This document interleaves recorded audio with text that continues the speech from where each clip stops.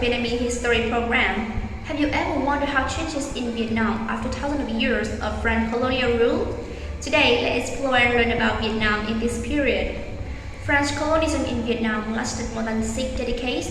By the late 1880s, Vietnam, Laos, and Cambodia were all controlled by France and collectively referred to as French Indochina. Indochina became one of France's most important colonial possessions.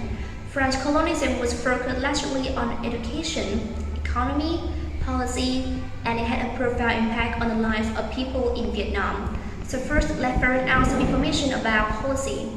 Please follow our reporter to find out some information at the museum in Hanoi. The political management of Indochina was left to a series of governors. Paris sent more than 20 governors to Indochina between 1900 and 1945. Each had different attitudes and approaches. French colonial governors, officials, and bureaucrats had significant autonomy and authority, so often wielded more power than they should have or was necessary. This encouraged self-interest, corruption, venality, and heavy-handedness. The Nguyen emperors remained as figurehead monarchs in Vietnam. The year 1913 was important in the history of Vietnam for yet another reason. Ho Chi Minh succeeded in early 1913 in forming a Vietnamese Communist Party. From the late 1913, founded the Indochinese Communist Party from a number of competing communist organizations.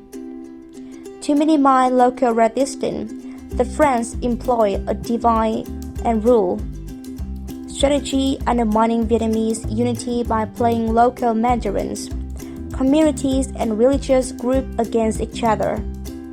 The nation was carved into 3 separate provinces: Tonkin in the north, Annam along the central coast, and Cochin China in the south. Under French colonial rule, there was no national identity or authority in Vietnam. According to one French colonial edict, it was even illegal to use the name Vietnam. Hoa prison is a relic still enduring to this day and also is a clear evidence to a hardship period of Vietnamese people.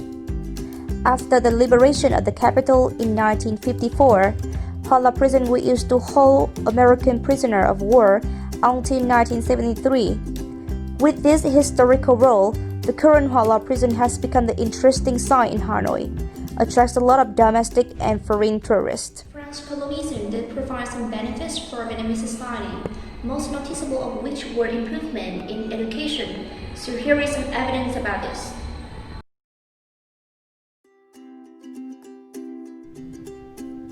The French replaced the Vietnamese and Chinese writing system with the Latin Vietnamese writing system. When the French brought Vietnamese national language into the school, there was a huge improvement, increasing the attendance rate of native speakers. However, in 1939, no more than 50% of all school-age children received any kind of schooling, and about 18% of the population was illiterate, in contrast to pre-colonial times, when the majority of people possessed some degree of illiteracy. With its more than 20 million inhabitants, Vietnam had one university. With fewer than 700 students, only a small number of Vietnamese children were admitted to the secondary school for the children of the French. In addition, local people have promoted the role of women in hygiene and fitness, have become compulsory subject in a school. In the period of 1920 and 1945, the female class was formed through the two high schools of Dong Khánh and Ao Purple. Savannah National High School was founded by the French to change staff for their ruling apparatus in Tonkin. The old exam regime was also abolished in 1960s. These changes, however, were really only significant in the city. There was little or no attempt to educate the children of peasant farmers. The syllabus at this school reinforced colonial control by stretching the supremacy of French values and culture. Apart from the school were built by French colonists, Vietnam also found a school which opened by nationalist intellectuals in Hanoi, the Free School of Tonkin, in 1907. However, profit, not politics, was the most driving force behind French colonialism. Over time, colonial officials and French companies transformed Vietnamese thriving subsistence economy into a proto-capitalist system based on land ownership, increased production, export, and low wage. Millions of Vietnamese no longer work to provide for themselves. They now work for the benefit of French settlers. The French seized vast swathes of land and reorganized them into large plantations. The French also constructed factories and built mines to tap into Vietnamese deposits of coal, tin, and zinc. Most of the profit lie the pocket of French capitalists, investors, and officials. The French also burdened the Vietnamese with an extensive taxation system. This includes income tax on wage, a poll tax on all other meals, stamp duties on a wide range of publications and documents, and imposed on the weighing and measuring of agricultural goods. French officials and colonists also benefit from growing, selling, and exporting opium.